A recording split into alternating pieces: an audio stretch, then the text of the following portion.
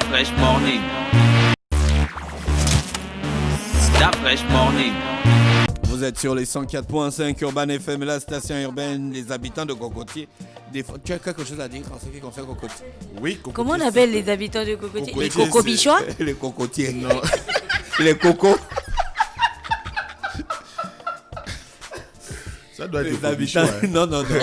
Les habitants de Cocobichois, les cocobichois sont les habitants de Cocobichois. Les habitants de Cocotier, ce sont les cocos. Toi, l'originaire de Cocotier. Toi, l'originaire de Cocotier. Ce sont les Mimbangmin Tangé. Waris, les habitants de Cocotier, ils ne s'appellent pas les cocos. Ah, ça c'est clair. Hein. Bonjour Waris, tu es avec Zeswala Hercule. Bonjour Dafresh, bonjour au Dafresh Morning, aux auditeurs qui nous écoutent présentement. D'accord, vous êtes venu parler des quotas.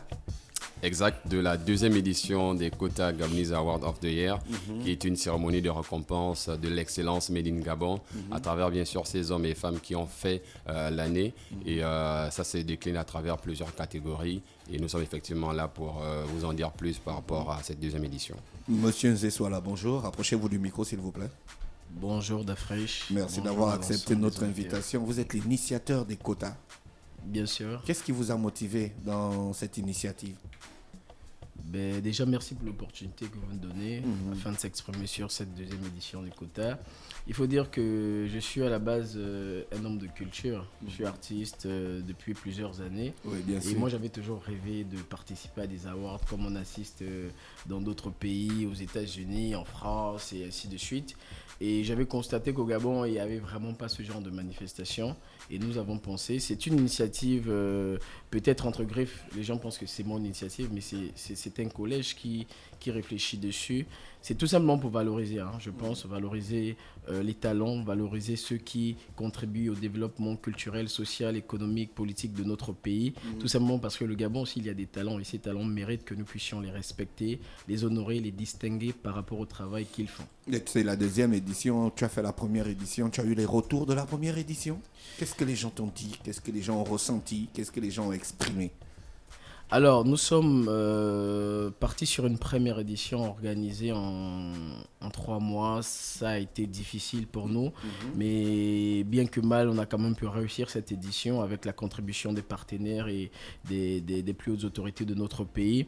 Il faut dire qu'on retient tout simplement qu'aucune œuvre humaine n'est parfaite. Et on s'arrime à ajuster, à améliorer, à apporter, je dirais, des meilleures suggestions, en prenant en compte aussi les remarques des populations qui s'impliquent fortement dans l'organisation de cet événement. Je dirais que ce que on peut dire des awards, c'est que c'est pas facile. C'est vraiment pas facile parce que on va sur un événement qui inclut la majorité des domaines de notre société. Et donc, tout le monde veut participer, tout le monde veut donner son avis. Donc, il y a forcément des manquements, mais on retient le meilleur. Le meilleur, c'est le Gabon qui est honoré. C'est la population gabonaise qui est, je dirais, en train de mettre en avant les personnes qui doivent être valorisées. Bon, on espère que ça va être une meilleure édition. Première édition en 2018, deuxième édition en 2020. Pourquoi ce chevauchement? Alors, en 2019, vous connaissez le contexte, on ne va pas faire dans la langue de bois. Il y a eu des arrestations des plus hauts cadres de notre administration. Nous avons déposé des lettres de sponsoring. Donc, avec le climat morose qui régnait dans notre cité, on s'est dit qu'il n'était forcément pas favorable. Et aussi, il faut dire que notre organisation a voulu prendre le temps de mieux peaufiner les choses afin d'offrir aux Gabonais une meilleure cérémonie pour sa deuxième édition. Ah, ça c'est super ça.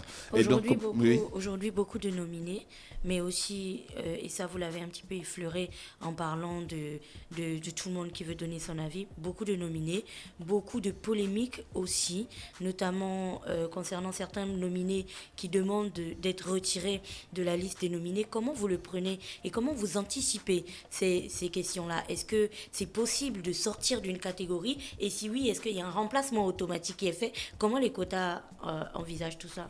Alors moi, ça va certainement vous surprendre, mais moi je vais quand même relativiser. Pour cette deuxième édition, il y a 150 nominés. Et à l'heure actuelle, sur les 150 nominés, il y a 4 qui demandent à être retirés.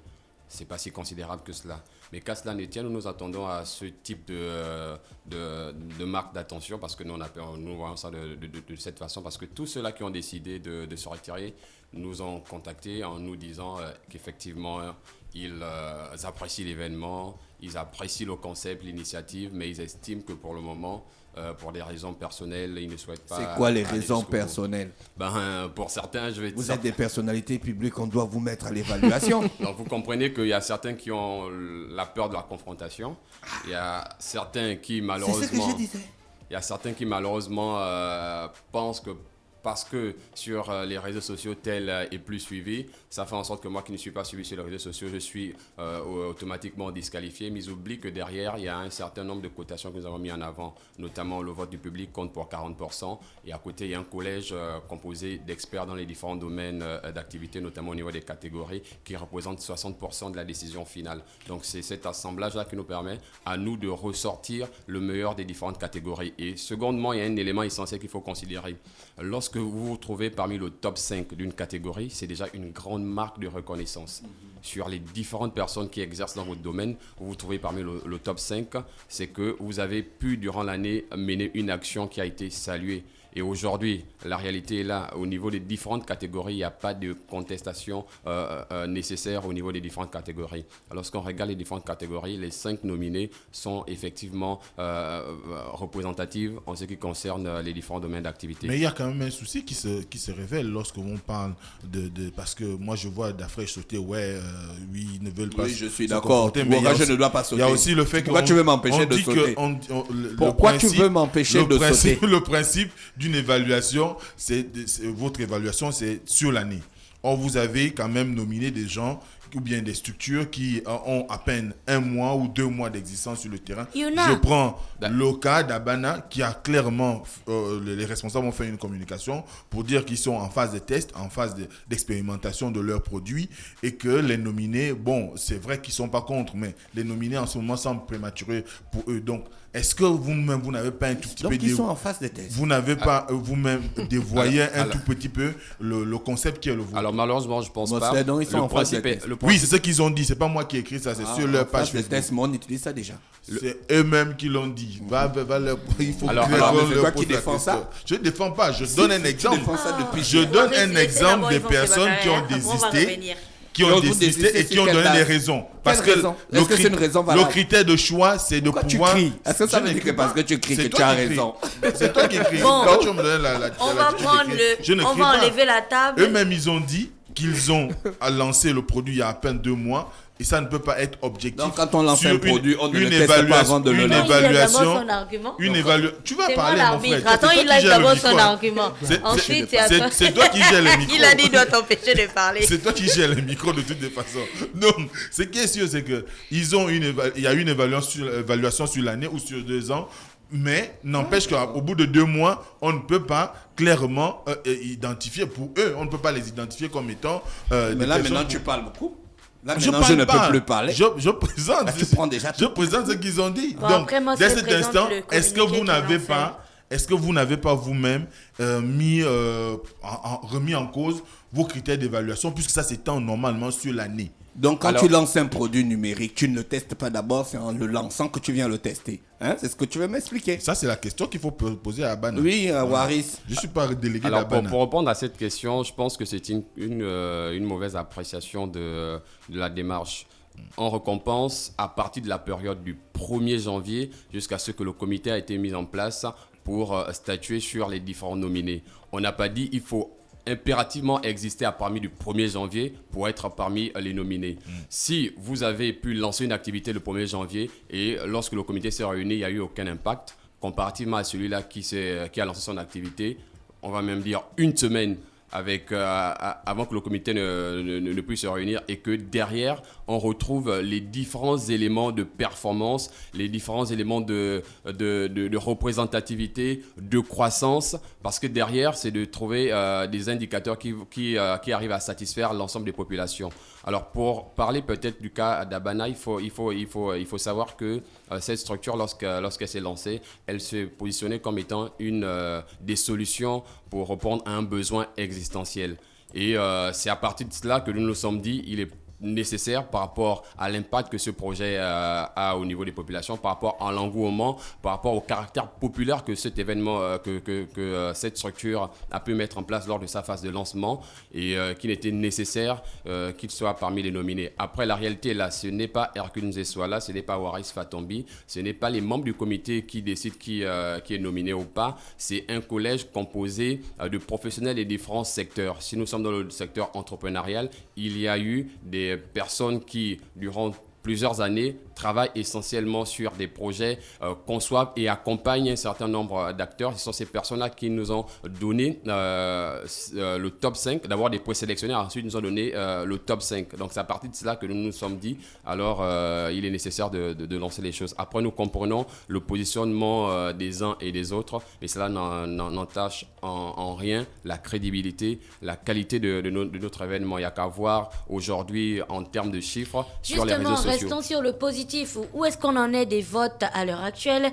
Quelles sont les tendances? Qu'est-ce que ça donne? Est-ce qu'il y a de l'engouement?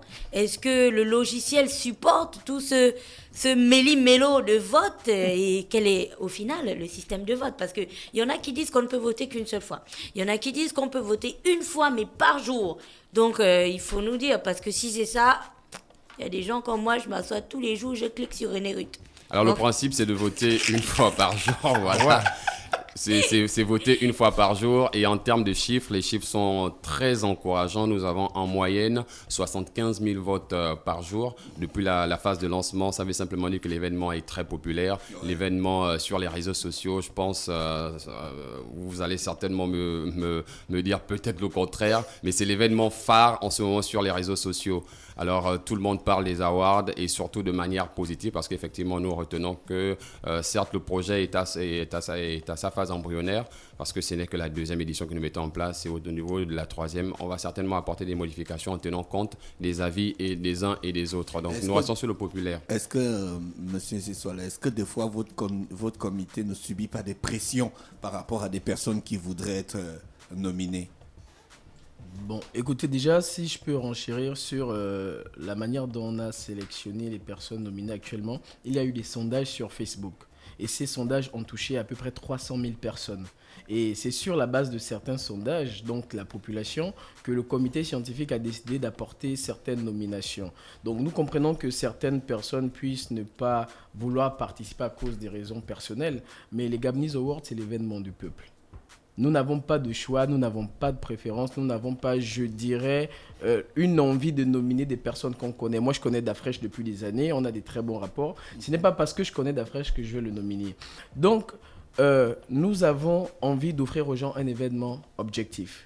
Donc oui, il y a des pressions. Ces pressions se font subir au niveau des remarques, ces pressions se font subir au niveau du site internet qui a été agressé 10 fois et pour des tentatives d'augmentation de vote ou autre. On a eu ce problème la première édition, mais nous tenons à rassurer le public gabonais, les auditeurs d'Urban FM et tous ceux qui suivent cet événement, qu'il y a des spécialistes en webmaster qui sont sur ce site internet, qui ont sécurisé l'accès et personne d'autre, à part le webmaster, ne peut entrer dans ce site. Donc les votes sont sécurisés et pour ceux qui, personnellement en tant qu'initiateur, on reçoit des coups de fil, que ce soit Waris Fatombi, moi ou les autres membres du comité, mais je tiens à rappeler que le seul critère... Vous ne céderez point. Le seul critère pour être nominé au Gabonese Award, c'est le travail.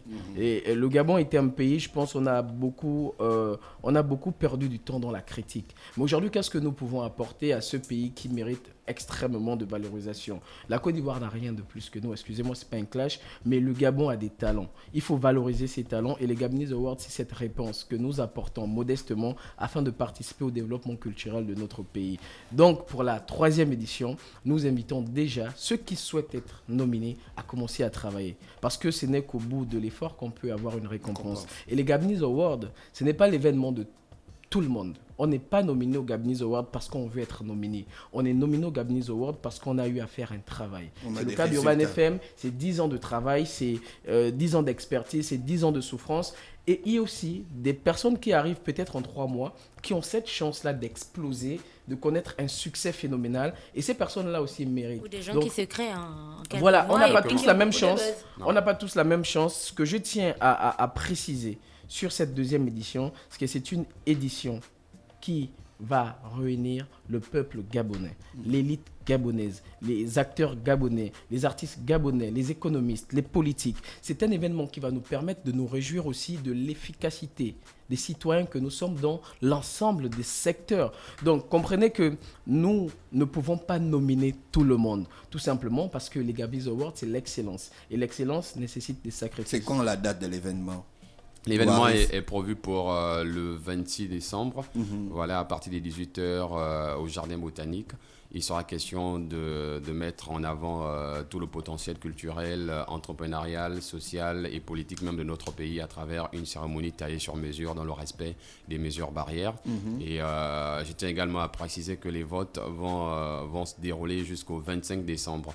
Et c'est au sortir de là que nous allons, avec le comité scientifique composé des jurys des différents secteurs, faire le point de ce que représente la partie du public et la partie du jury pour pouvoir sortir au soir du 26 décembre les meilleurs des différentes catégories. D'accord, on va vous recevoir dans une autre émission pour en parler de long en large. Hein. On vous remercie donc d'avoir accepté notre invitation dans encore la rubrique politique dans le Dafresh Morning. Passez une bonne journée à l'écoute des programmes d'Urban FM. Merci. Merci. Dafresh Morning.